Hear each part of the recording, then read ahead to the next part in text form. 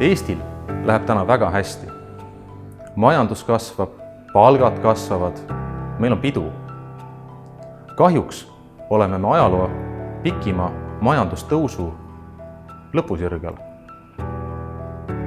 Ja meie prognoosid näitavad, et aastaks 2026 on meie majandus sama suur nagu täna, sest meie töötegijate hulk väheneb kohutava kiirusega. Ja tulemata ei jää ka järgmine majanduskriis. Kas Eesti on selleks valmis? Meie seda ei usu. See, mis meid on siia toonud, ei vii meid edasi.